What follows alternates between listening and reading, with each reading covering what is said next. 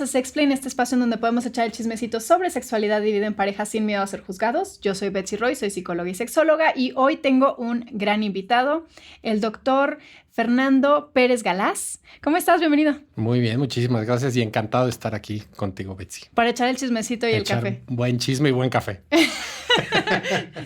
Nos está juzgando porque le pusimos agua en lugar de café.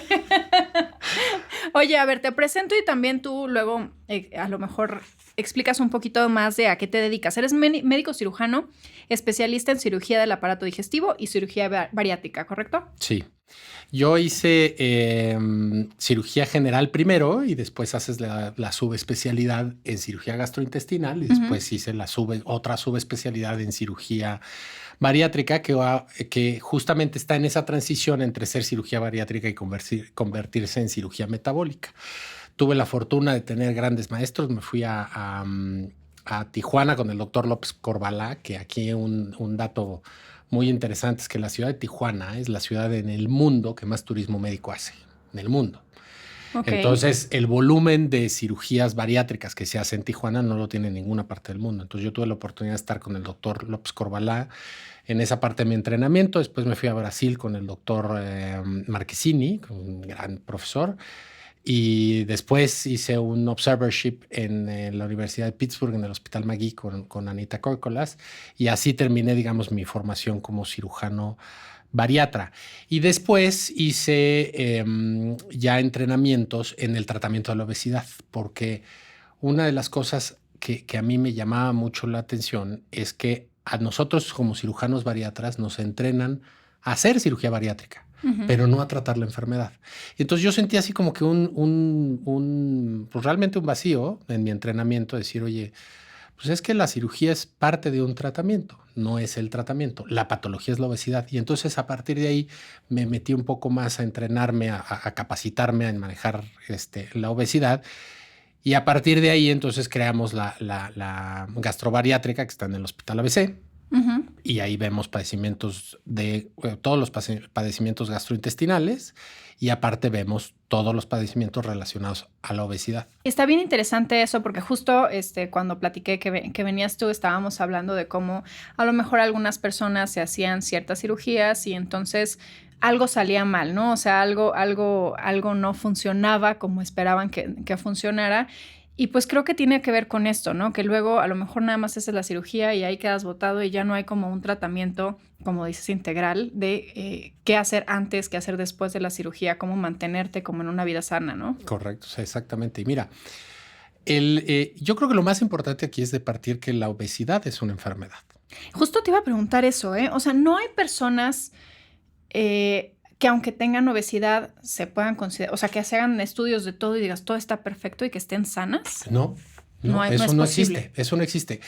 Fíjate, es un dato bien curioso porque se tiene la idea de que sí, pero pasa una cosa muy curiosa en todos, sobre todo en México, ¿no? Que tienes acceso muy fácil a tomarte estudios de laboratorio y casi ir a cualquier lugar y que te hagan un chequeo, ¿no? Sí.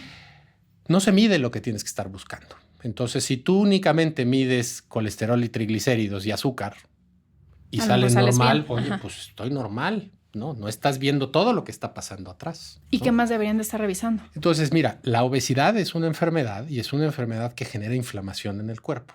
Entonces, tú tienes que buscar marcadores inflamatorios. Ok.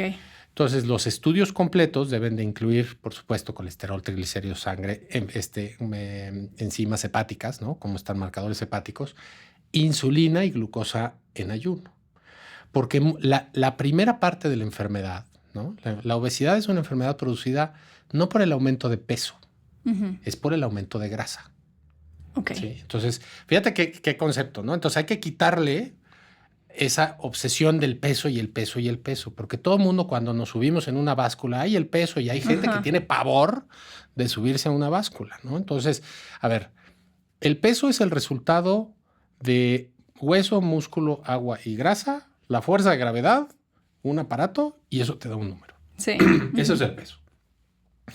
Y por supuesto, de acuerdo al peso, categorizamos peso normal, bajo peso, sobrepeso y obesidad, ¿no? Pero, por ejemplo, la obesidad Ya cuando se declara obesidad, que es índice de masa corporal arriba de 30, que ahorita te índice de masa corporal, arriba de 30. Arriba ¿no? de 30. ¿Cómo se saca el índice de masa corporal? Peso entre talla al cuadrado. Y eso te da un número, ¿no? Entonces, de 18 a 25 es un peso que se consideraría normal. De 25 a 30 se considera sobrepeso y arriba de 30 se considera obesidad. Y de 30 a 35 es obesidad grado 1, 35 a 40 es obesidad grado 2 y a partir de 40 es obesidad grado 3. Y aquí vienen ciertas cosas que hay que se están cambiando y hay que decirlas, ¿no? Porque dicen, ¿qué es obesidad mórbida? Bueno, antes se consideraba obesidad mórbida aquella obesidad cuando sacabas el índice de masa corporal arriba de 40. ¿no? Ok, a partir de ahí ya se consideraba mórbida. Obesidad mórbida. ¿Qué ha cambiado? Bueno, en todo lo que ha pasado en los últimos 30 años en el peso de la población mundial, no solamente en México, pues ha habido un incremento en el peso de la población de todo el mundo. Simplemente en nuestro país, Betsy, para que nos vayamos todos de espaldas, de acuerdo a la última encuesta de salud y nutrición que se publicó el año pasado, el 75% de los mexicanos tienen sobrepeso u obesidad. El 36% de los mexicanos tienen obesidad, o sea, es decir, índice de masa corporal arriba de 30. ¿no? Ajá. Este ejercicio tomó la primera vez que miden obesidad abdominal, porque entonces tienes una parte de medir obesidad con índice de masa corporal y después ahora tienes otra forma de medir obesidad, que es la obesidad abdominal, que es la grasa que se va colectando en el centro del cuerpo, en el abdomen. Ajá, ok. La pancita chelera. La pancita chelera. ¿no? Ok. Que dices, ay, pues yo tengo pancita chelera, pues aguas, porque la pancita chelera es la que más genera enfermedad. Ok. Ok, a ver, primero, ¿qué? O sea, porque dices, eso ya es una enfermedad, la obesidad ya es una enfermedad. ¿Sobrepeso también? Sobrepeso, fíjate qué interesante, porque lo estamos empezando a considerar como preobesidad. Es decir, si tú tienes un índice de masa corporal arriba de 28, estás en preobesidad. Así como tienes prediabetes, estás en preobesidad. Esos es, digamos, los cambios que estamos empezando nosotros a buscar. Te decía lo de la obesidad mórbida. Mórbida significa enfermedad. ¿no? Entonces, obesidad que enferma, ¿no? Sería obesidad mórbida. Pero sí, la obesidad se considera una enfermedad a partir del 2013 y es un punto interesante porque quiere decir que todos los médicos que estudiamos medicina antes del 2013 lo estudiamos como un factor de riesgo modificable. Ok. ¿sí? O sea, no quieres que te duelan las rodillas, baja de peso. No quieres tener diabetes, baja de peso. No quieres tener hipertensión, baja de peso. No quieres tener enfermedades cardiopulmonares o infartos o lo que tú quieras, baja de peso. Oiga, doctor, ¿y cómo bajo de peso? Ay, pues muy baja, deja de comer y muévete más. Ah, pues denle el Nobel de Medicina a ese doctor, ¿no? Ajá, sí. qué fácil. Qué fácil. Si eso fuera realmente fácil, pues no tendríamos el problema de salud pública que genera la obesidad. Ahora, la obesidad en el 2013 se considera una enfermedad. A partir de entonces te digo, si obesidad mórbida, pues no tienes ¿por qué existe ese término? Si la obesidad es una enfermedad, entonces estás diciendo enfermedad. Es como decir, oye, tienes diabetes, pero diabetes. No es diabetes así chiquita, ¿no? No tienes diabetes. No, tú tienes diabetes o no tienes diabetes. ¿Tienes hipertensión o no tienes hipertensión? Entonces ese término como que se borra, ya no existe. Se debe, yo creo, hacia allá vamos, sinceramente hacia allá vamos, porque lo que hay que lograr en el cambio de la mentalidad hacia ver la obesidad y dejar de ver que es un aspecto físico y que es solamente un tema estético el que veamos cuerpos grandes o cuerpos pequeños, ¿no? La obesidad es una enfermedad y es una enfermedad producida por el aumento de grasa, no por el aumento de peso. ¿Y cuál es la obesidad abdominal? Porque sobre todo en México tenemos muchísima obesidad abdominal. En esta encuesta que te digo, de la salud, te decía, 75% de los mexicanos tienen sobrepeso o obesidad, 36% tienen obesidad, ¿no? Es decir, 3.6 de cada 10 mexicanos tienen obesidad. ¿no? Eso es muchísimo. Muchísimo, ¿no? sí. Y sobre todo si tú ves las gráficas, ves que el año pasado, pues a ver, no es de que disminuyó el sobrepeso, más bien los de sobrepeso brincaron a obesidad, la obesidad grado 1. Y entonces la obesidad es una enfermedad que se va construyendo a lo largo de la vida. Es muy poco probable que una persona con dieta y ejercicio de obesidad grado 3 baje a sobrepeso o a peso normal, ¿no? Entonces... ¿Poco probable dijiste? Poco probable, es muy poco probable y ahorita te voy a seguir explicando por qué. Ajá, ¿y cómo le hacemos? ¿Cómo le hacemos? ¿no? Sí. De la obesidad abdominal, ¿Cómo se mide el perímetro abdominal? Bueno, pues te pones una cinta alrededor del ombligo y las mujeres, si tienen arriba de 80 centímetros, ya es obesidad abdominal. En los hombres, 80 centímetros de perímetro abdominal. Es decir, tú con una cinta de esas de medir, te pones alrededor del ombligo, arribita de los huesitos, ¿no? Y entonces te mides. Si eso te mide más de 80 en mujeres, tienes obesidad abdominal. Si te mide más de 90 en hombres, tienes obesidad abdominal. Y si eso lo cerramos, esta idea, con la encuesta esta de salud y nutrición, 81% de los mexicanos tienen obesidad abdominal. Oye, pero soy muy medio mala con las medidas, como captando cuánto es eso, pero no es una panza muy grande, según yo, ¿no? No es una panza muy grande. Pero ahora, ¿por qué se llama obesidad abdominal? En el cuerpo hay dos tipos de grasa, la grasa visceral y la grasa subcutánea. La grasa subcutánea es cualquier grasa que te toques, ¿no? El cachete, la papada, el gordito de aquí atrás, lo que tú quieras, ¿no? Es una grasa subcutánea. Y eso es finalmente lo que modifican los cirujanos plásticos o todos los aparatos que ya existen, ¿no? La grasa subcutánea. La grasa visceral es la grasa que se va colectando dentro de los órganos. Dentro de los órganos, no alrededor, no. En toda la periferia y adentro de los órganos. Ok. ¿No? Por eso se llama grasa visceral. Y esa grasa es la que genera inflamación. Entonces volvemos al concepto. Y ahí es donde está la enfermedad. Y ahí está la enfermedad. Justamente ahí está la enfermedad. O sea, porque no sé, por ejemplo, un diabético a lo mejor pues puedo entender que cuando come algo con mucho azúcar se va a sentir mal, a lo mejor hay más consecuencias. Pero ¿cuál es la enfermedad de una persona con obesidad? O sea, ¿qué le pasa? Me encanta esa pregunta porque le diste al clavo de las 3 manifestaciones que tiene la obesidad, ¿no? Entonces, la obesidad es una enfermedad inflamatoria que genera manifestaciones mecánicas, metabólicas y mentales. Okay. ¿Sí? De esos 3 grupos. De las mecánicas, ahí sí tiene que ver el peso. ¿Sí? Ahí es donde el único lugar en donde medimos el peso para ver la afectación que tiene la calidad de vida de las personas es en las manifestaciones mecánicas. ¿Cuáles son? Degeneraciones articulares, en los tobillos, en las rodillas, en las caderas, ¿no? Apnea del sueño, restricciones pulmonares, fascitis plantar, incontinencia urinaria, en las mujeres alteraciones en el piso pélvico. ¿Cuáles son las consecuencias de las alteraciones en el piso pélvico o por qué se altera el piso pélvico? O sea, ¿es por el peso? Nosotros tenemos cierta resistencia, lo te decía, en las articulaciones, ¿no? Tenemos resistencia mínima y máxima en los tobillos, en las rodillas y en la cadera, ¿no? Por ponerte un ejemplo. Por cada kilo que sobrepases tu resistencia mayor en esas articulaciones, la articulación sufre 5 kilos más de peso, de presión. Entonces, imagínate una persona que tiene 20 kilos de sobrepeso, ¿sí? De acuerdo a su estatura y a su estatura y peso, tú tienes 20 kilos de sobrepeso. Bueno, tus articulaciones de la cadera, de los tobillos, de las rodillas y del pie están cargando 100 kilos de presión extra diario. Entonces, ¿qué pasa? Ese peso extra va desgastando de forma prematura esas articulaciones.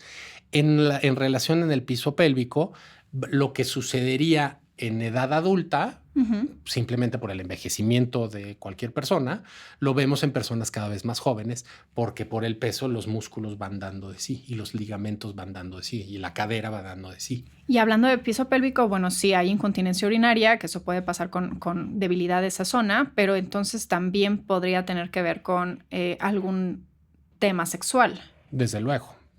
Y ahí, te decía, por supuesto que hay una disfunción sexual por la presión del peso, digamos, por la fuerza del peso, pero también vienen todas las alteraciones metabólicas que esto genera, ¿no? Entonces, decía, dentro de estas manifestaciones tenemos primero las mecánicas, ¿no? Que sí tienen que ver con el peso que estamos cargando. La segunda, cierra un poquito la idea del peso y sobre todo en la central, en esta idea de la pancita chelera. Bueno, la obesidad que tenemos central, ¿sí? Genera que ese aumento de grasa dentro del abdomen aumenta la presión sobre la vejiga, en los hombres sobre la próstata también. Ok. ¿Sí? Entonces, esto que genera, pues que los hombres tengan incontinencia urinaria también y también se asocia a disfunción sexual, ¿no? Que ahorita platicamos un poquito más de las disfunciones sexuales o de los problemas en la parte sexual que puede generar tener obesidad. En la parte metabólica, Ujú. te decía, la obesidad es una enfermedad que genera inflamación al generar grasa alrededor de los órganos. Ujú. Y en todos los órganos, hay evidencia de que ya sabemos de que se depositan, hay depósitos de grasa en el cerebro, atrás de los ojos, en la tiroides, en toda la faringe y en la laringe, en los pulmones, por supuesto, en el corazón. ¿En dónde tenemos más espacio? Pues en el abdomen. Y entonces en el abdomen esto es lo que va creciendo. Diferencias metabólicas entre hombre y mujer. Para que vean que el cuerpo humano es precioso. O sea, es una máquina así espectacular. Démosle gracias a la evolución, a Dios, a quien tú quieras, pero es una máquina espectacular. En el caso de los hombres depositamos muy rápido grasa intraabdominal, por eso tenemos la pancita chelera. Por eso. ¿Y por qué es más común en México? O sea, yo he visto más pancita chelera en México que en otros lugares. Bueno, es que ahí viene el aspecto genético, ¿no? Ok.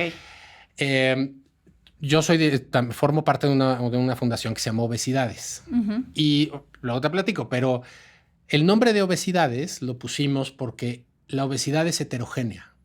La obesidad no es la misma en el norte del país que en el centro del país que en el sur del país. Uh-huh. No es lo mismo la obesidad que tenemos en México de la obesidad que está en Texas, la obesidad que está en Alemania, la obesidad que está en España, ¿no? Okay. O incluso la obesidad que está en Asia. Tú piensas en chinos y dices, no tienen un problema de obesidad, no, tienen un problema del 12% de la población china tiene obesidad. Ah, ¿sí? Y multiplícalo por cuántos chinos son. Sí. 1,000 y tantos millones de chinos, ¿no? Entonces, los números brincan impresionantes, ¿no? Claro. O sea, es una enfermedad que está afectando a todo el mundo. Entonces, las diferencias entre hombres y mujeres. Los hombres generamos más obesidad abdominal. ¿Por qué? Porque no tenemos estrógenos. Fíjate lo interesante de esto, ¿eh? Ok. Las mujeres, cuando están en edad fértil, por efecto de los estrógenos, cuando aumentan de peso, el peso se va al busto, a las piernas o a las pompas. Sí. ¿No? Muchas pacientes a mí me han llegado y me dicen, mira, doctor, yo siempre, batallé del peso, siempre de joven, pero yo era de vientre plano. Y entonces subía de peso y se me iba a la cadera o al busto o a las piernas, ¿no? Muchos pacientes me dicen, yo era muy piernona. ¿Qué pasa cuando me voy acercando a la perimenopausia? Pues disminuyen mi secreción de estrógenos y entonces, doctor, algo pasó y me empieza a crecer la panza. Ah, mira. Bueno, pues es que eso tiene que ver con los estrógenos.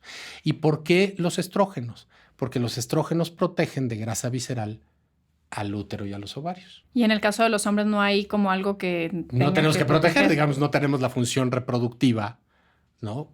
Tan importante como la tienen las mujeres, y entonces el cuerpo del hombre no tiene por qué proteger de grasa un órgano intraabdominal como es el de la mujer. Entonces, por eso cuando la mujer va llegando a la perimenopausia, entonces pues ya no necesita esa protección y entonces empieza a crecer la grasa intraabdominal. O sea, ya se va para todos lados o para donde mejor se le acomoda, o como dices, hay más espacio en el abdomen. Ya se va más hacia el espacio en el abdomen. Oye, pero no es para los hombres, digo, yo pensando ya no en necesariamente obesidad, pero luego los hombres tienen menos grasa o pierden más fácil grasa, hablando de hacer ejercicio, de ir al gimnasio, o de lo que sea, se ponen más fácil que una mujer, fuertes, y que se marque ese músculo, según yo, porque pierden más fácil grasa o acumulan menos grasa que nosotros. Las dos, de hecho, o sea, pierden más fácilmente grasa, pues por los efectos hormonales, porque uno tiene testosterona y el otro tiene estrógenos y progesterona, ¿no? Y entonces los estrógenos te cubren, o sea, te protegen el abdomen de que no se acumule grasa ahí, pero sí hace que acumules grasa en otras zonas. Exactamente, hace que acumules grasa en las zonas periféricas. Y por eso entonces van hacia el busto, hacia la cadera o hacia las piernas. De hecho, morfológicamente, nosotros dividimos la obesidad en forma, se llama ginecoide o androide. En peras y manzanas, así tal cual. Una se llama obesidad en forma de pera, que es la forma ginecoide, es decir, que tiene esta forma en la cadera, que esa es de mujer, y la forma androide, que es la obesidad central, que es la del hombre. Cuerpo de manzana, sí. Incluso tú puedes ver, sobre todo se ve mucho en México, troncos muy delgados. O sea, tú ves por detrás un hombre y lo ves completamente delgado, ¿no? O sea, chiquito, pero lo volteas y entonces ves la pancita o panzota. Una panzota, ¿no? Que trae una timba. Bueno, es que eso no es grasa abajo de la piel. Eso es grasa mucho, es un tejido graso que está enfermando a ese paciente por dentro de los órganos. Eso es lo importante. Ok. Y eso es lo que genera la inflamación, ¿no? Quisiera que profundizáramos un poquito primero en cómo afecta esta obesidad en la sexualidad, primero masculina, porque también hablabas de disfunciones sexuales, pero no, ¿cuáles podrían ser por obesidad? Mira, eso es un tema súper interesante porque de este pensamiento de que la obesidad que no es una enfermedad, pues la gente no pone atención a los cambios que está teniendo a consecuencia de esta. Y en los hombres hay mucha disfunción eréctil. Ok. ¿Sí? Y la disfunción eréctil puede tener dos causas. Uno es el propio peso, o sea, la propia afectación que el peso da al flujo sanguíneo que va hacia los órganos sexuales masculinos, ¿no? Directamente es el pene, o las consecuencias metabólicas que esto genera. En el simple hecho de temas hormonales, cuando un hombre va aumentando grasa intraabdominal, hay cambios hormonales en ese hombre. ¿Por qué? Se activa por acumulación de una hormona por la acumulación de grasa dentro del hígado, el páncreas, el intestino y todos los órganos que tenemos dentro del abdomen. Se activa una enzima que se llama aromatasa. Ajá. La aromatasa no permite que la testosterona se convierta. Entonces, al precursor metabólico de la testosterona lo convierte en estrógeno. Entonces la testosterona se aromatiza. Ese es el término correcto, ¿no? Estás muy aromatizado y entonces bajan tus niveles de testosterona. Para quien no sabe qué es la testosterona, qué son los estrógenos serían... explícame tú mejor para no se me vuelva. Los estrógenos son las hormonas... estrógenos y progesterona son hormonas sexuales femeninas. Aunque los hombres también la tienen. Es que ahí fue donde me atoré. Los dos tenemos de las dos. Ajá. Unos tenemos poquita, o sea, los hombres tenemos pocos estrógenos y tenemos más testosterona. Sí. Las mujeres tienen poca testosterona y tienen más estrógeno y progesterona. De repente el cuerpo del hombre se empieza como a llenar de estrógenos en lugar de testosterona. ¿Y qué pasa con el hombre cuando tiene más estrógenos? ¿Se convierte en mujer? Pues no, pero empiezan a salir chichis. Ok. El man boob, ¿no? Que dice, ay, es que me salieron chichis. No, pues a ver, ese es un tema, no es depósito de grasa en las mamas masculinas, sino ¿por qué estás aumentando grasa en las mamas de un hombre? Pues porque tu cuerpo, en vez de estar produciendo testosterona, deja de producir y estás produciendo estrógenos. ¿Qué pasa si estás produciendo estrógenos? Las mamas crecen. Ok. Entonces, y por ende, pues baja, todo lo que produce la testosterona, ¿no? El deseo sexual. Baja el deseo sexual, baja la calidad de la producción de los espermatozoides, baja la calidad de la erección. Además, la erección tiene diferentes componentes, ¿no? Tiene que tener el flujo sanguíneo, tienes que tener una buena salud cardiovascular. Uh-huh. Entonces, la obesidad se acompaña de cambios cardiovasculares. Siempre digo la importancia de estar saludables en todos lados y no nada más fijarse en la parte sexual, porque todo tiene que ver, ¿no? Que tengas una buena alimentación, que hagas ejercicio, te va a ayudar, uno, para que estés más sano y aguantes, pero también que tengas mejor condición física y no te andes escupiendo el pulmón cuando estás teniendo relaciones sexuales, a que alcances a lo mejor con flexibilidad ciertas posiciones y no estés batallando, a que tengas como mejor movilidad, ¿no? O sea, te va a ayudar a tener energía, te va a ayudar a muchas cosas, pero bueno, aquí ya hablando de obesidad y de que es una enfermedad, entonces sí estamos viendo que además de hacerte la vida más cómoda o menos cómoda, te está afectando también de repente ya no hay deseo sexual y tú que no entendías por qué era, a lo mejor es que tus niveles hormonales, tus niveles de testosterona están muy bajos. Sí, exacto. Lo que hay que entender es que el cuerpo se va afectando por una enfermedad. Por eso es una enfermedad. Digamos, ¿cuál es la definición de la Organización Mundial de la Salud de una enfermedad? Bueno, pues es un evento en un ser humano, ¿no? Que causa deterioro en la calidad de vida de una persona, que tiene un agente etiológico, es decir, algo lo produce, que genera daños en el organismo, que tiene signos y síntomas. Uh-huh. Ese es, digamos, del libro, tienes que tener todas estas condiciones para que lo genere. La obesidad es lo que genera. La obesidad es una enfermedad inflamatoria que altera la calidad de vida de las personas, que tiene distintos agentes etiológicos. La obesidad es una enfermedad que está causada, es una enfermedad genética, es una enfermedad biológica, es una enfermedad psicológica que tiene causas psicológicas muy importantes, tiene una esfera ambiental y tiene una esfera social. Estas 5 causas generan obesidad. No es solamente el que comes mucho y no te mueves. Era lo que te iba a decir. Me gusta mucho creo que es algo positivo que se entienda como enfermedad, porque entonces te quita un poquito el peso de es que tú no hiciste suficiente ejercicio o no le estás echando ganas, ¿no? O sea, ponte las pilas y ponte a hacer ejercicio o come mejor. Es una enfermedad y entonces necesita de un tratamiento para poder lograr pues bajar esos niveles de grasa. Mira, le acabas de dar al clavo. Imagínate que el tratamiento para la disfunción eréctil, o sea, échale ganas. Sí. Es que le echo ganas. O sea, créeme que, le estoy echando ganas, güey, pero nomás acá abajo no se me pone. Bueno, así es decirle a una persona que tiene obesidad, échale ganas. Échale ganas, claro. Oye, ¿sabes cuánta gente le echa ganas siguiendo lo que ven en redes sociales o siguiendo lo que sale en la televisión y aparte sale, ya sabes, la modelo que nació siendo tremendamente delgada, sale diciendo, yo hago el Abs Toner 5 minutos en la noche y miren los cuadritos. Y entonces, bueno, lo que hay que cambiar es justamente eso. Es que verlo como una enfermedad. Entonces, oye, yo tengo una enfermedad, voy con un especialista y recibo un tratamiento, cualquiera que este sea, ¿no? Sí, supongo que dependiendo de lo que esté provocando esa obesidad, se buscarán diferentes tratamientos o se juntan varias formas de tratamiento, ¿no? O sea, la parte psicológica seguramente es importante, pero ¿qué otros tratamientos hay? Mira, el tratamiento de la obesidad la base del tratamiento es nutrición y actividad. Fíjate qué bonito es esta frase, porque no es dieta y ejercicio. Durante años le hemos dicho a la población, ¿quieres bajar de peso? O sea, ¿quieres dejar de tener obesidad? Haz dieta y ejercicio. Y si por alguna razón no bajaste, es que no le echaste ganas. Es que no tienes suficiente fuerza de voluntad.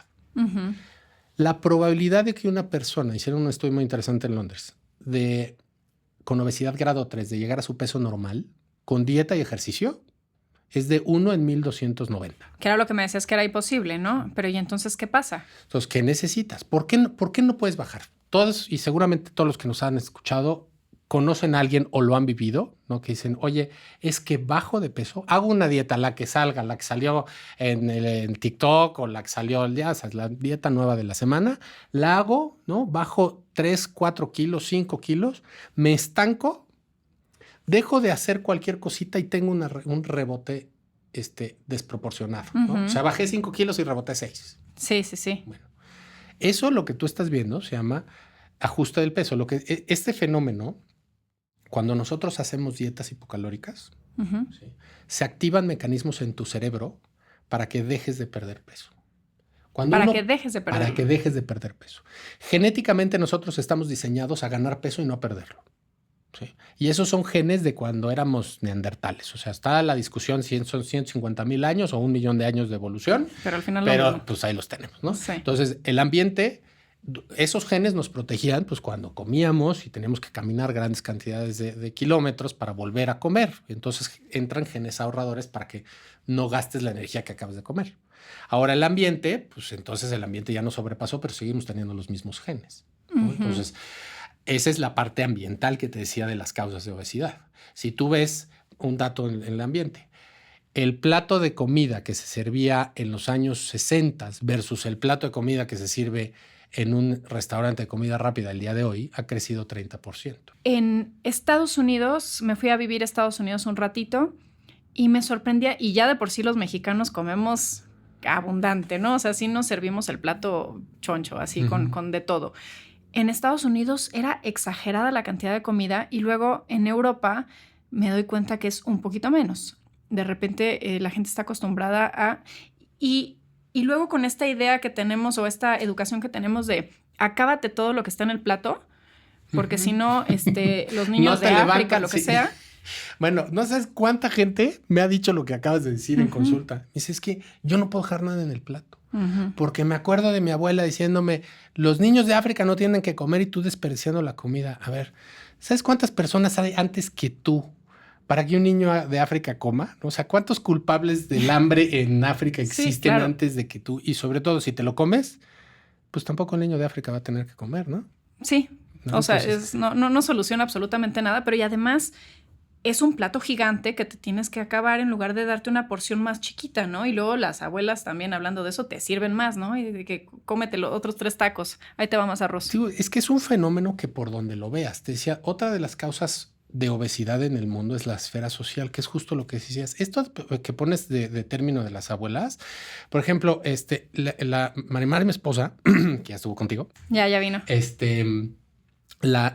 Toda su familia es de inmigrantes españoles. O sea, su abuela inmigró a México cuando estaba la guerra de España, ¿no?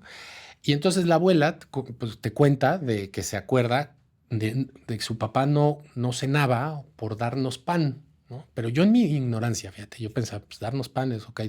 Pues si estaban en guerra, tú te imaginas, pues había poca comida. No, era darnos pan. O sea, es decir, había una hogaja de pan y lo repartía entre los 7 hermanos.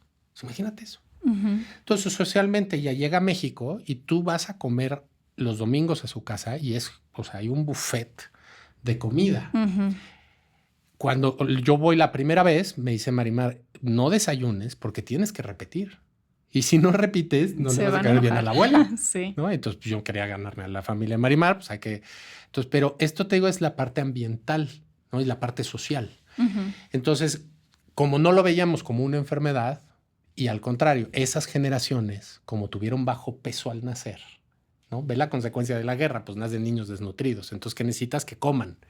Y sobre todo el trauma de la abuela, pues es ahora mis hijos van a comer de más. ¿Sí me explico? Ve cómo el tema de la obesidad se va haciendo una maraña de culpas, ¿no? Tremenda. O sea, esas abuelas no comían en esas cantidades cuando eran niñas. O sea, por eso ha aumentado el índice de obesidad, porque estamos comiendo cada vez más o por alguna otra razón. Estamos comiendo cada vez más y la calidad de la comida es distinta. Por ejemplo, los refrescos. Hablemos un poquito de los refrescos. En México, el consumo per cápita de bebidas azucaradas es de 165 litros al año. ¿Okay? En Chiapas son 825. O sea, en Chiapas tienen un problema de salud pública tremendo porque hay obesidad infantil y hay diabetes infantil. Entonces, ¿qué pasa? Un niño de 10 años que debuta con diabetes tipo 2 se va a morir a los 30 años.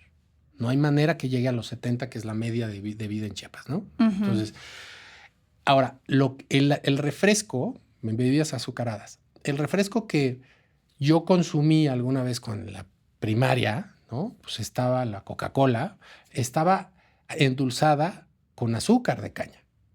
O sea, azúcar. Hoy está endulzado la mayoría de esas bebidas con jarabe de maíz de alta fructosa. El jarabe de maíz de alta fructosa es un proceso químico sacado de maíz y la mayoría transgénico, o sea, maíz barato, pues, metido en una máquina que saca un endulzante. Este endulzante es barato y tiene larga vida en anaquel. Entonces, por eso, ¿cómo te explicas que hoy 3 litros de una bebida de cola cualquiera cueste 10 pesos? Cuando todo ha subido, tienes unas inflaciones tremendas y en cambio, o sea, haces la comparación y dices, bueno, pues es que algo trae. Igual el pan.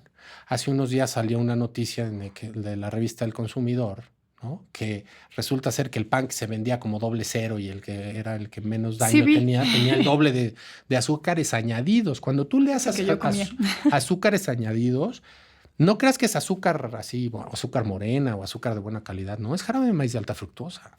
Porque lo que quieren es endulzarlo y que sea barato. Y es que nos acostumbramos a ese saborcito dulce en todo, ¿no? O sea, ya es algo que necesitamos. Ya la fruta no es suficientemente dulce para nuestro paladar y entonces estamos buscando cosas más dulces todavía. Hasta la Coca Light, que, o sea, tiene que tener ese saborcito dulce para que se parezca a la Coca normal. Totalmente.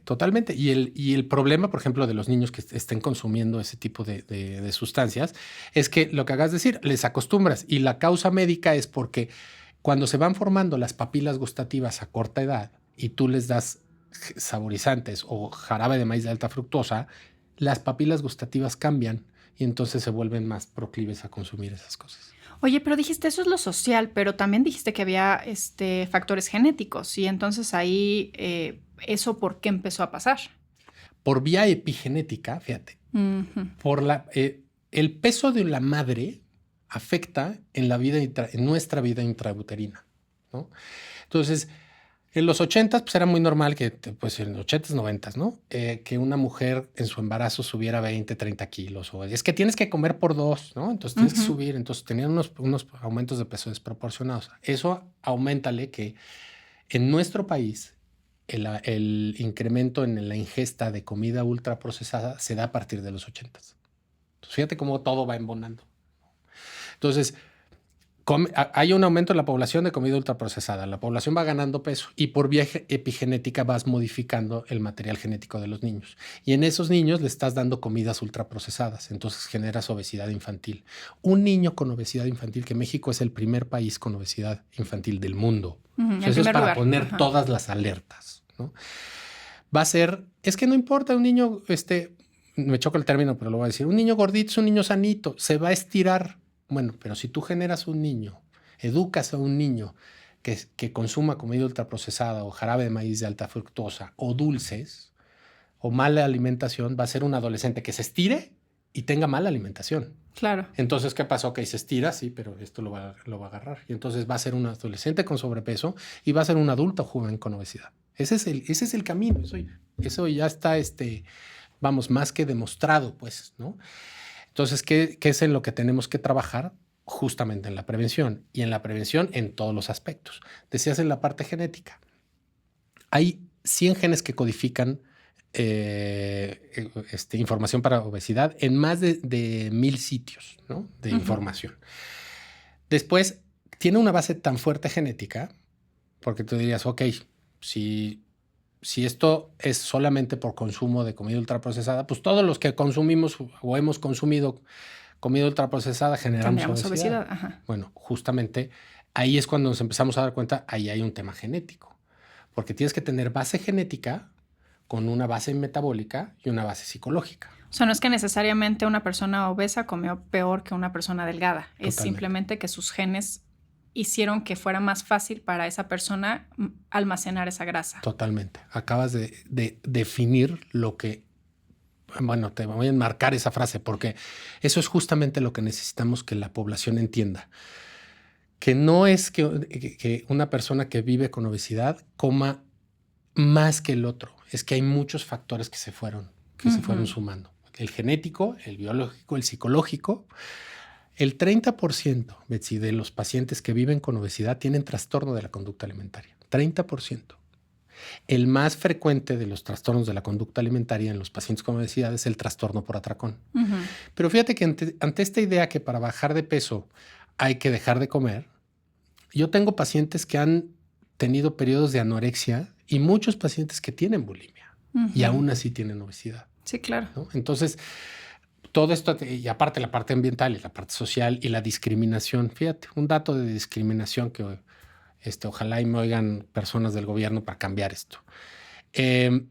Una mujer en la Ciudad de México con obesidad en un puesto directivo llega a ganar hasta la mitad de sueldo que un hombre sin obesidad en el mismo puesto. Una mujer con obesidad que un hombre con obesidad. Que un hombre sin obesidad. Sin obesidad. Bueno, pero ya de por sí hombres pueden ganar más que nosotras, ¿no? Entonces, sí, exacto. Entonces traes doble carga de discriminación. O sea, la mujer en un puesto directivo con obesidad. Con obesidad. Y ahora pone un hombre sin obesidad. Llegan a ganar hasta la mitad de sueldo. ¿Por qué? Simplemente porque es mujer y tiene obesidad. Entonces, lo que hay que entender es que, a ver, esto es una enfermedad. Volvemos a cerrar el circulito. Esto es una enfermedad. Si lo entendemos así, vamos a cambiar. Oye, y entonces, regresando a la parte de sexualidad, decías, cambia el cuerpo, puede, en el caso de los hombres, por la reducción por bajar los niveles de testosterona y aumentar los de estrógeno. Entonces, están el man boobs.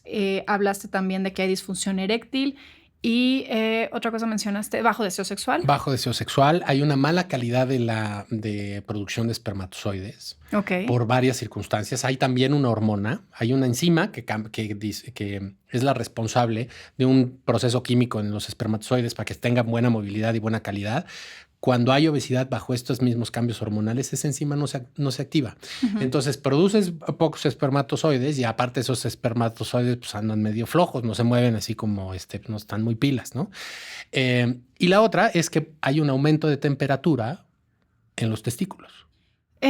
¿Por qué hay un aumento de temperatura? Por el aumento de la masa que hay entre las piernas y la grasa abdominal. Por eso o sea, como que están, o sea, en lugar de estar...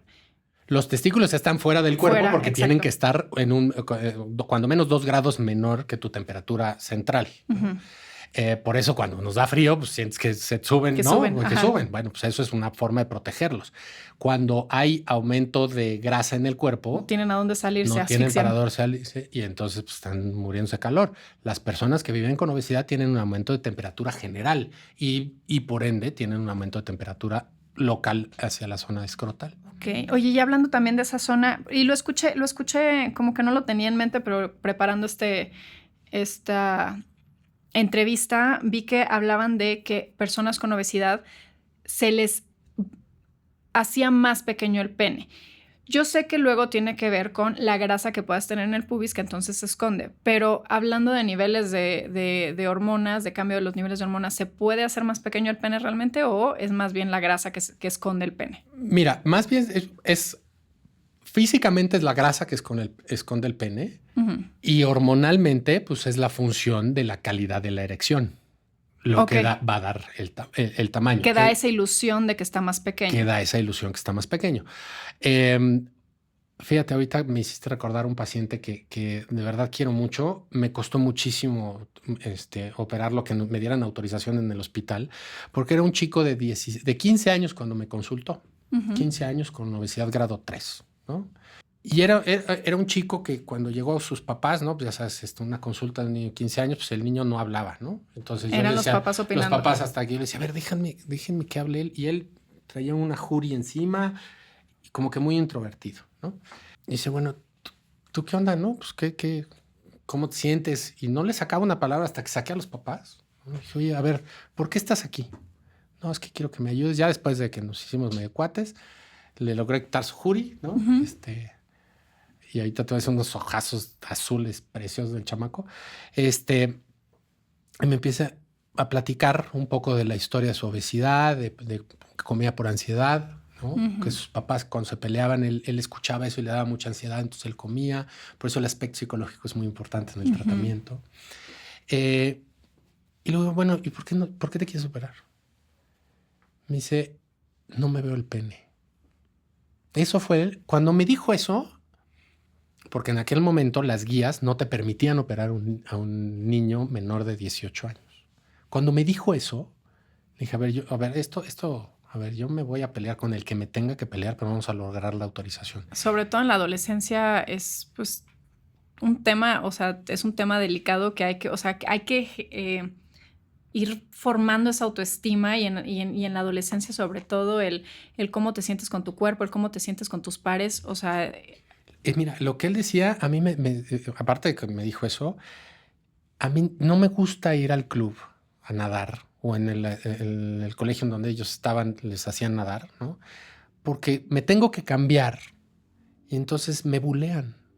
Entonces, imagínate todo eso, el daño en la autoestima, en la autoestima, el estigma que tiene de peso, que él lo empieza a interiorizar porque no tengo fuerza de voluntad. O sea, fíjate cómo toda la parte psicológica se empieza a dañar por un aspecto físico que es una enfermedad.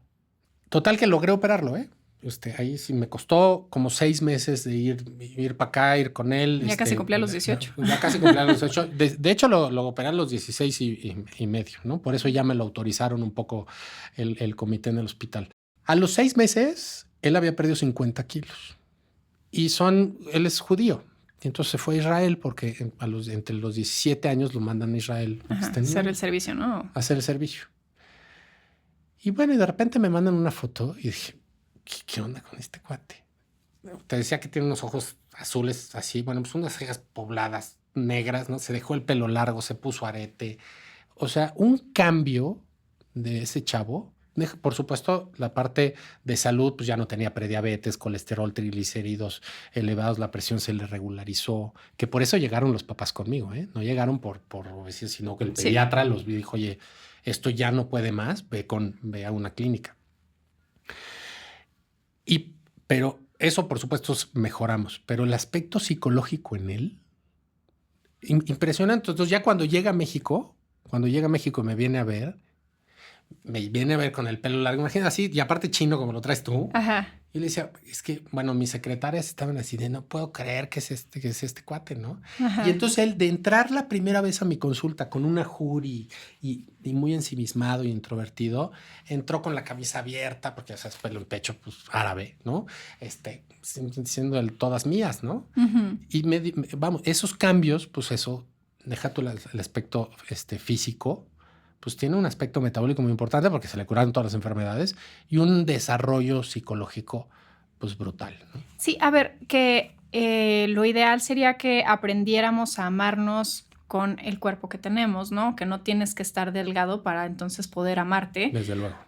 Pero sí hay veces que si hay algo, no nada más el ser delgado o el tener obesidad, pero que tenga que ver con algo de tu cuerpo que no te gusta y por más que lo trabajas en terapia y por más que y dices, me amo, si todo está bien en mí, pero esto no me gusta, pues a veces ayuda, sobre Claro. todo cuando tiene además de eso que ver con algo, con una enfermedad, ¿no? Con algo que te está afectando en otras áreas. Mira, y qué bueno que tocaste este punto, porque hay un movimiento muy grande, ¿no? De gordofobia y de fat shame. Y la verdad que tienen un punto muy interesante, ¿no? Y comparto mucho de sus ideas, porque tú no puedes discriminar a alguien por el tamaño de su cuerpo, ni por el color de sus ojos, ni por el color de su piel, ni por su religión. O sea, creo que ya estamos en el 2024 como para seguir con este tipo de cosas que se hacían en el medievo, ¿no? Sin embargo, lo que hay que entender en las enfermedades es que las enfermedades deterioran el estilo de vida, la calidad de vida de una persona y disminuyen la esperanza de vida de una persona. Hicieron un estudio en Alemania con un punto de corte a los 40 años. A mí ese es otro de los estudios que me marcaron, de verdad, en mi formación. Es un estudio de calidad de vida. Si tú tienes obesidad mórbida, es decir, índice de masa corporal arriba de 40, utilicé el término que ya no lo debemos utilizar porque así decía el artículo. Ajá. Tu esperanza de vida, es decir, la probabilidad de que tú llegues de los 40 a los 70 años si tienes obesidad grado 3 es del 50%. Entonces, imagínate a los 40 años que te digan, pues es un volado de que llegues a los 70. Si tienes un índice de masa corporal abajo de 25, la probabilidad de que llegues a los 70 años en ese estudio pues era del 95%. Entonces ahí hay una relación directa. Y como esa evidencia, hay cardiovascular, hay más enfermedades en el corazón, hay más enfermedades en los pulmones. Diabetes. 8 de cada 10 personas que viven con diabetes en este país tiene de base obesidad. O sea, ¿La obesidad causa la diabetes o la diabetes la obesidad? La obesidad genera la diabetes. Ok. ¿Y por qué? Por eso volvemos a lo mismo, que es una enfermedad, pero no que sea tan reiterativo. Pero el primer órgano que infiltra grasa es el hígado, ¿no? Tu cuerpo cuando comes toma dos decisiones. Los mamíferos, los seres humanos no tiramos energía. O sea, o la utilizamos para lo que estamos haciendo o la almacenamos. No la tiramos. Hay organismos en el mar, por ejemplo, que pues, no tienen forma de guardar energía, pues porque abren la boca y tienen comida, ¿no? Uh-huh. Tienen alimento. Los seres humanos no, los mamíferos lo almacenamos. Entonces tu cuerpo dice, o lo uso o lo almaceno. ¿Cómo lo almaceno? En grasa o en azúcar que se llama glucógeno. El glucógeno vive en los músculos y en el hígado. Es el que te permite hacer ejercicio en ayuno. Ese es el azúcar que vas quemando para tener energía, ¿no? Uh-huh. La otra se va a almacenar en grasa. Entonces tu cuerpo, y sobre todo el hígado, cuando comas lo que comas, porque hay gente que te dice, oye, Fernando, te lo juro que no como grasa. O sea, yo no como grasa. Es que no necesitas comer grasa para almacenar grasa. Tú lo que comas, tu cuerpo lo usa y si sigues sobrando energía, entonces tu hígado lo desdobla y lo manda a guardar a grasa. Así tal cual, ¿no? Uh-huh. Entonces, cuando se inflama el hígado por estar haciendo eso, se llena de grasa y entonces se inflama. Como se inflama, no puede trabajar adecuadamente y entonces le dice a tu páncreas, oye, necesito más insulina para trabajar. Entonces tu páncreas avienta más insulina. Pero como tu cuerpo no necesita tanta insulina, genera una cosa que se llama resistencia a la insulina. Que de ahí la diabetes. Y entras en círculos viciosos, porque como tengo hígado graso, necesito más insulina. Pero como tengo más insulina, genero resistencia a la insulina. Pero como tengo resistencia a la insulina, necesito más insulina. Y entonces genero más resistencia a la insulina. Ese es el ciclo que genera prediabetes. Y en el momento que tu páncreas se cansa de producir insulina, entonces bota la diabetes. Así es, ese es el caminito. Y eso afecta al 81% de los diabéticos en este país. Ese es el camino, ¿no? Justamente por eso, si te fijas, muchos mexicanos, ¿no?, tienen negro el cuello. Esa es la consecuencia cutánea de la resistencia a la insulina. Se les empieza a poner negro aquí. Sí. Bueno, eso se llama acantosis nigricans. O les empiezan a salir verrugas en el cuello. Se pone negro y sale verrugas en el cuello. Eso se llama acantosis nigricans. Entonces, si tú tienes esto y además tienes obesidad abdominal, puede ser que esté cerca de la diabetes. Puede ser que esté cerca de la diabetes. Por eso es una enfermedad, no es un tipo de cuerpo. ¿Sí me explico? Cerrando la idea de decir, oye, no, aquí no es un tema de cuerpos. Y decías también el tema de la autoestima. A ver, tú puedes, a ver, si a alguna persona le da diabetes o le da glaucoma o le da hipertensión, pues tienes que aprender a vivir con eso y te tienes que querer con eso. No te vas a dejar de querer porque me dio glaucoma o me dio cáncer. Las pacientes que viven con cáncer también pasan por un luto tremendo, ¿no? No porque dices, a ver, quiérete. Ok, a mí me dio cáncer de mama y me quiero mucho y le echo ganas. Échale ganas, pero ve al doctor. Échale ganas, pero tómate la quimio, ¿no? Claro. Tómate la quimio. Eso es echarle ganas, ¿no? Entonces, ese tema el body image o el fat shame o el no discriminar por un cuerpo, estoy totalmente a favor. No tenemos que discriminar por el tamaño de un cuerpo, pero hay que entender que ese cuerpo seguramente tiene una enfermedad que se llama obesidad. Y necesita un tratamiento.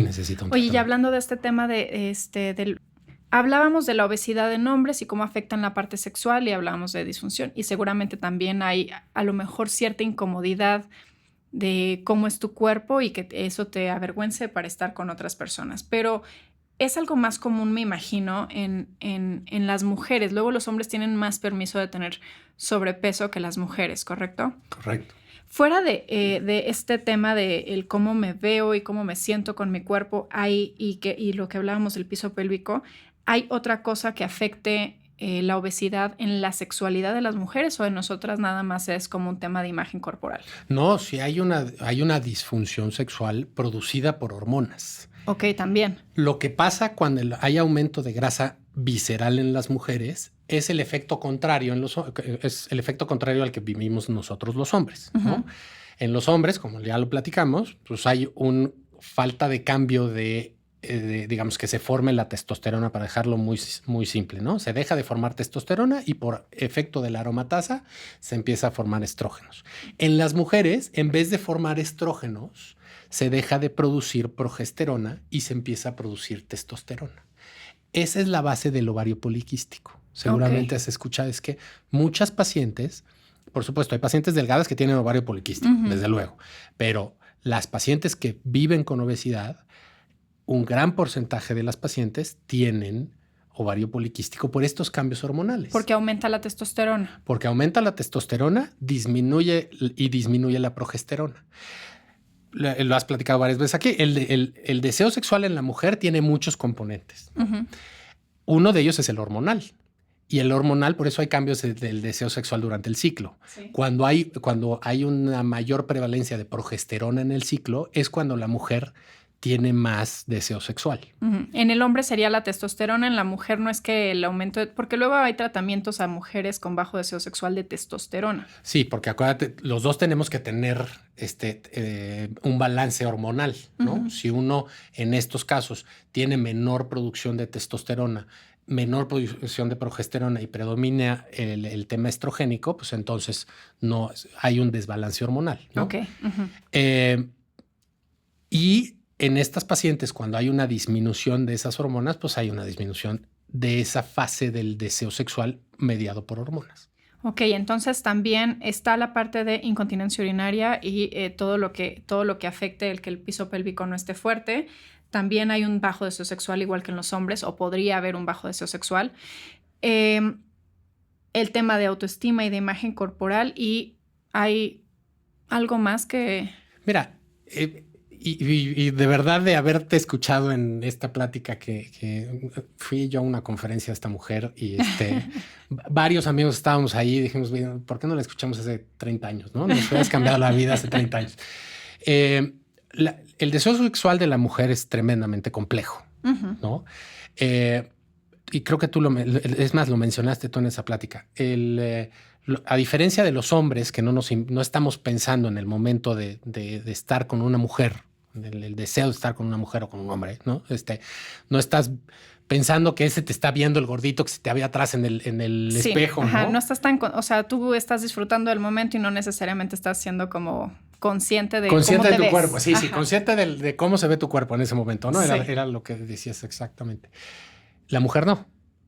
La mujer, en este multitasking que tiene el cerebro de ustedes, ¿no? Sí. Pues mucha parte va en justamente en cómo ella se ve o cómo ella piensa que se ve durante ese momento, ¿no? Ahora, no quiero decir que todas las mujeres con obesidad tienen ni baja libido, ni baja performance en el momento, ¿no? Eso era lo que te iba a preguntar después. O sea, estas solamente son cosas que podrían pasar con la obesidad, pero no necesariamente, ¿verdad? Uh-huh. Sí, totalmente. O todas las personas que tienen obesidad tienen bajo deseo sexual. No, desde luego que no. Y sobre todo también dónde lo midas, ¿no? Porque al principio del podcast hablábamos de, bueno, ¿y cómo se diagnostica? O qué estudios me hago, o de repente me voy a estos laboratorios y me pido todos los estudios y pues no sale nada, ¿no? Uh-huh. Bueno, esa es una foto en ese momento, ¿no? Igualmente, no quiere decir que si yo a los 20 años, ¿te acuerdas que te decía? La obesidad es una enfermedad que por desgracia se construye a lo largo del tiempo. Uh-huh. No, tú no amaneces en la mañana como amaneces con gripa o con apendicitis, con la vesícula rota, ¿no? No amaneces con obesidad. Esto se va construyendo a lo largo del tiempo, ¿no? Y eso va dañando a lo largo del tiempo el cuerpo. Uh-huh. A los 20 poco años a poco dices, oye, no, pues yo no tengo nada a los 20 años. Pues sí, a los 30 años ya tienes prediabetes. Entonces perdiste 10 años. No quiere decir que estuviste sano 10 años. Estuviste 10 años en donde tu cuerpo estuvo compensando, aguantando y tratando de controlar todos los cambios que te acabo de comentar, ¿no? Y en medicina, sobre todo en síntomas de cualquier enfermedad, ningún paciente tiene el 100%, ningún paciente tiene el 0%. Uh-huh. O sea, tienes un abanico de pacientes que dices, bueno, pues por eso la medicina es probabilística. O sea, tú tienes... Y todas las ciencias de la salud, ¿no? O sea, sí. Tú tienes un paciente que tiene estos síntomas y en base a estos síntomas dices, bueno, ¿cuál es la probabilidad que estos síntomas correspondan a esta B enfermedad o C enfermedades? Y de acuerdo a eso hago el diagnóstico. Justo me gustó la idea de hablar de este tema sobre obesidad y sexualidad, ¿no? O sea, cómo afecta la parte sexual, con la intención de que si a lo mejor ya estabas... experimentando bajo deseo sexual y ya intentaste de 1000 formas, ¿no? Ya fuiste con la sexóloga a terapia, ya hiciste X o Y o tienes una disfunción eréctil o algo está pasando y dices, es que no la encuentro, ¿no? Ya, o sea, ya no veo por dónde está la solución. A lo mejor valdría la pena, si tú eres una persona con sobrepeso u obesidad, que revisaras si hay algún problema en las hormonas, si hay algún problema y si tratar la obesidad también ayuda con estas disfunciones sexuales, ¿no? Sí, desde luego. Mira, y ahorita me acordé de un doctor que quiero mucho en mi formación que decía una de los marcadores de salud del ser humano es la sexualidad y la reproducción. Uh-huh. O sea, si eso no funciona, es tan vital para la especie humana tener salud sexual y salud reproductiva, que si algo de eso no está funcionando, tienes que voltearte a ver qué está sucediendo, ¿no? Entonces, justo, y vuelvo a insistir, no se trata de un cuerpo, de un tamaño de cuerpo. Es cambios hormonales que esto está generando que va a afectar tu salud, porque no solamente cuando hay disfunción sexual estamos hablando de cambios hormonales. Puedes tener tú las hormonas normales, que por lo que hablamos ya ves que hay cambios aunque sean mínimos, uh-huh. Pero entonces tienes que ver cómo está tu salud cardiovascular, porque en el caso de un hombre, para tener una erección de calidad, tienes que tener una buena salud cardiovascular. Uh-huh. Entonces puede ser que entonces ahí veamos que que tienes hipertensión o tienes prehipertensión o ya tienes daño en los vasos sanguíneos, ¿no? Todas esas cosas son las que diagnosticamos. Ok, entonces no se vale decir así como que, ay, bueno, ya X, la sexualidad ni es tan importante para mí porque es un indicador de que hay algo que no está funcionando en otras áreas de tu cuerpo, de tu vida, ¿no? Y que tienes que tratar. Ya para cerrar, cuéntame ¿cómo se trata esto, no? Ya una vez que trato la obesidad, a lo mejor empiezan a mejorar, también trabajando la parte psicológica, obviamente, pero empiezan a mejorar estas disfunciones sexuales. Pero ¿cómo se trata la obesidad? ¿O cuándo sé que tengo que ir con quién, con qué tipo de doctor o especialista? Mira, el diagnóstico, como te decía, el diagnóstico lo podemos hacer todos, o sea, cada quien en su casa, ¿no? Con una cinta métrica o subiéndose una báscula y sacándose el índice de masa corporal. ¿El tratamiento cuál es? Hay que acudir con un médico. La obesidad es una enfermedad y la tiene que tratar un médico en conjunto con un grupo de especialistas multidisciplinarios. El tratamiento es nutrición y actividad, no es dieta y ejercicio, te decía, ¿no? La dieta implica restricción y temporalidad. Si todos cerramos los ojos ahorita y pensamos en dieta, es qué me quitas y cuánto tiempo.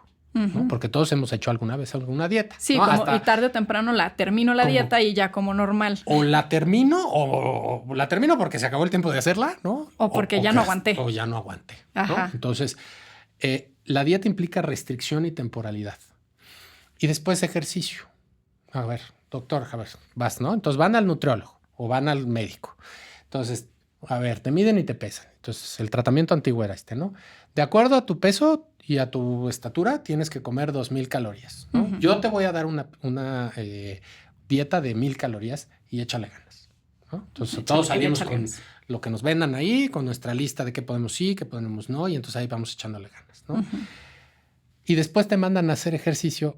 Vete a nadar. ¿Qué ejercicio es donde más quemo energía, doctor? Porque pues, quiero rápido. Yo quiero rápido porque tengo en 2 semanas la graduación de mi hermana y quiero llegar bien, o tengo la boda de mi prima o lo que sea, ¿no? Pues vete a nadar, ¿no? Porque ahí nadando se pierden muchas calorías. Porque nadar es aburrido. No tengo en dónde. Me da frío. No me gusta que me vean en traje de baño. Claro. Me tendría que despertar más temprano o dormirme más tarde para llegar a hacer esto. O sea, ve todas las barreras que una persona tiene que romper. Y aparte me estoy muriendo de hambre, ¿no? Porque, o sea... porque aparte nadar o hacer cualquier ejercicio de cardio da hambre. Y entonces, y aparte yo estoy haciendo la dieta que me están restringiendo las calorías, ¿no? Entonces, bueno... y por cierto, no hablamos del hambre, pero el hambre es un sentimiento mediado por hormonas, no es un sentimiento voluntario. Entonces, cuando tú estás en dietas hipocalóricas, tu cerebro empieza a activar mecanismos para que te dé hambre y dejes de gastar energía. Esos son los cambios. Lo que decías que tu cuerpo necesita mantener esa grasa o esa energía. Exactamente. Entonces, ¿esto qué genera? Dieta y ejercicio que generan, pues que sea un tratamiento poco sostenible a largo plazo. No quiero decir que no sirva, ¿no? Pero para tratamiento de obesidad no es el enfoque adecuado.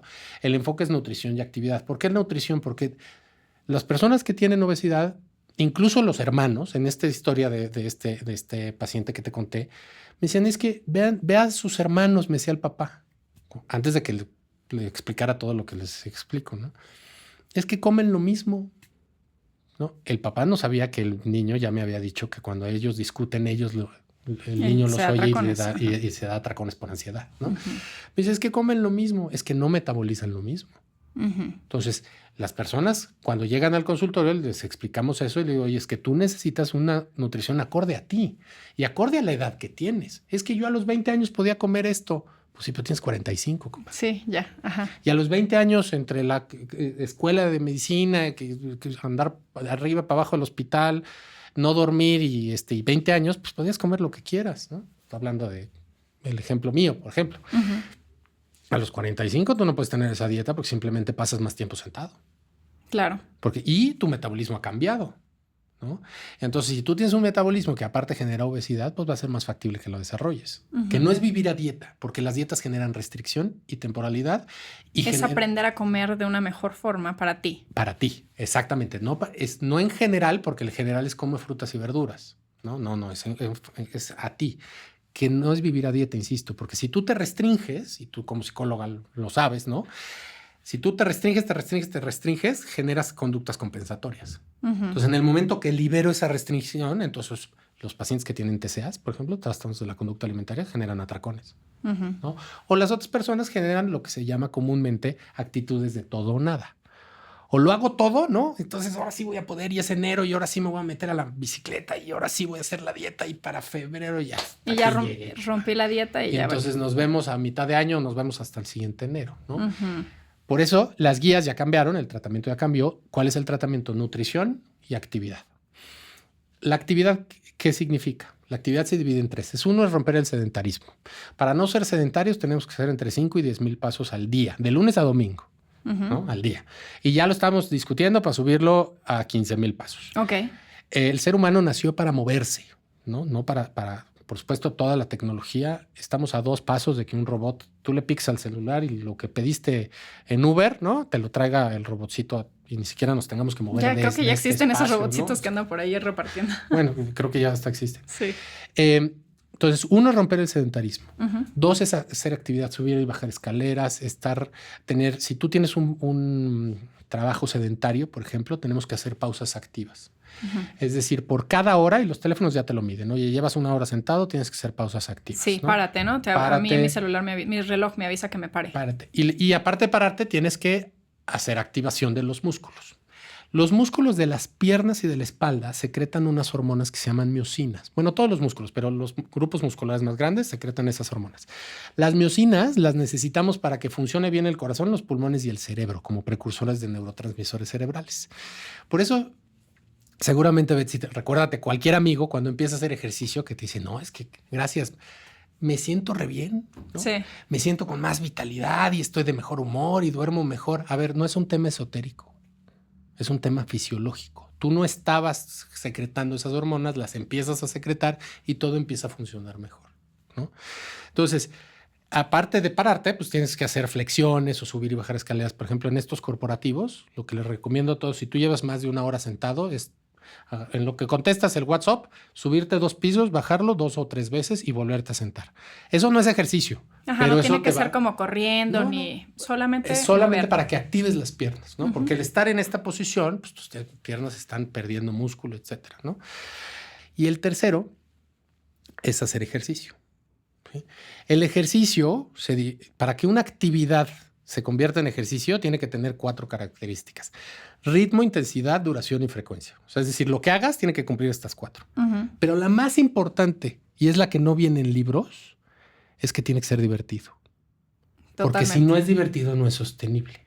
Sí, no nos van a dar ganas de pararnos todos los días a hacerlo. ¿No? Entonces, ahora, por eso te decía la irresponsabilidad de decirle a una persona que vive con obesidad, échale ganas y ponte a correr, ¿no? Entonces, en esto, le voy a echar ganas y me pongo a correr. Y al segundo día tengo fascitis plantar porque me duele el pie o ya me esguincé el tobillo y no siento placer al correr o no me divierte, pues entonces hasta ahí. Por eso ya lo cambiamos a nutrición y actividad.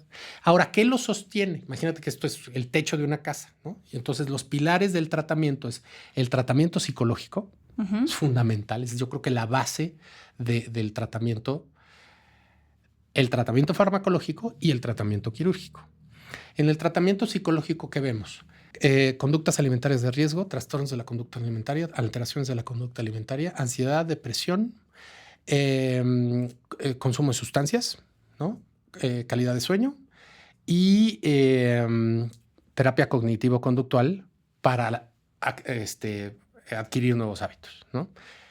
En el tratamiento farmacológico ya tenemos unas herramientas, medicamentos tremendamente seguros, novedosos, que generan una muy buena pérdida de peso, de grasa sobre todo, que son ahora los inyectables, que son una familia de medicamentos que se llaman GLP-1, ¿no? Que es liraglutide o semaglutide, y los nombres comerciales es Ozempic, Saxenda, Ozempic, Wegovy, Zepbound, todos los que están saliendo en Estados Unidos, que llegarán pronto a México.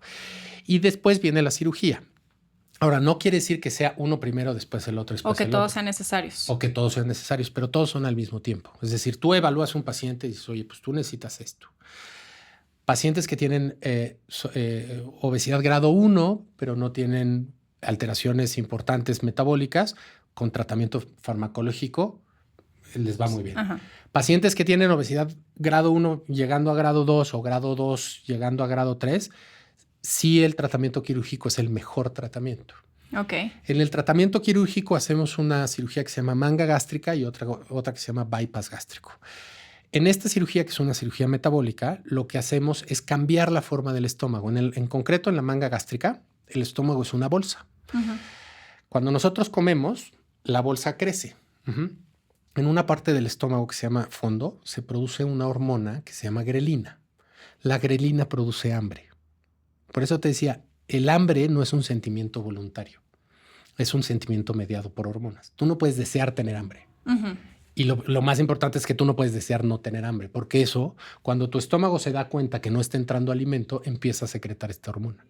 Y esta hormona viaja al hipotálamo y le empieza a ser así de dame de comer, dame de comer, dame de comer. Y con la cirugía no solo se reduce el tamaño del estómago, sino que también afecta esto que se está produciendo que genera hambre. Exactamente, quitamos esa parte del estómago, como el estómago es una bolsa y el fondo es parte de esa bolsa. Al hacer la manga gástrica hacemos un tubo gástrico. Y en ese momento quitamos las células que producen la grelina. Entonces los pacientes después de una manga gástrica no tienen hambre. No tienen hambre porque no secretan grelina. Y entonces ahí sí pueden estar en dietas hipocalóricas, es decir, dietas de mucha restricción y no se están peleando contra sí mismos. Uh-huh. Ya no es echarle ganas, sino que ya es de forma natural. Pues sabes que sí puedo tomar mejores decisiones porque no tengo hambre. Y cuando como, con pocas cantidades de alimento, me lleno, ¿no? Eso es el efecto de la manga gástrica. Y el bypass gástrico es una cirugía que genera absorción parcial de nutrientes. Es una cirugía que yo reservo para pacientes que tienen obesidad grado 2 con diabetes, por ejemplo, obesidad grado 3, obesidad extrema, o pacientes que tienen obesidad y reflujo. En esto lo que hacemos es reducir el tamaño del estómago y después desconectar el intestino. Y el intestino medio lo unimos a esa parte de estómago que desconectamos. Entonces la comida, en vez de irse a la primera porción del intestino, viaja a la tercera porción del intestino. Por eso la absorción de nutrientes está reducida. Y eso es lo que produce una pérdida de peso mayor y una pérdida de peso sostenida. Ok, entonces, bueno, el tratamiento, claro que dependerá de cada persona. Cuéntanos, primero, muchas gracias por toda la información, Fernando. Cuéntanos, ¿en dónde te podemos encontrar las personas que se quieran pues revisar o tal vez empezar un tratamiento contigo? ¿Dónde te pueden encontrar? Por favor, búsquenme en mis redes sociales, DR, así de Dr. Pérez Galás. Estoy en TikTok, en Instagram y en Facebook y en Twitter, Pérez Galás MD. Twitter no lo uso mucho, pero búsquenme en las otras, ahí me pueden encontrar. Márquenme, mándenme ahí mensaje, todos los contesto yo directamente, así que... Eres tú el doctor que está directamente contestando cualquier duda que tengan y... A veces me tardo, pero yo soy el que contesto. Oye, muchas gracias. Aprendí muchísimo, me la pasé increíble. Ay, muchísimas gracias a ti. Bueno, pues soy Betsy Royce. Les deseo muchos orgasmos. Nos vemos.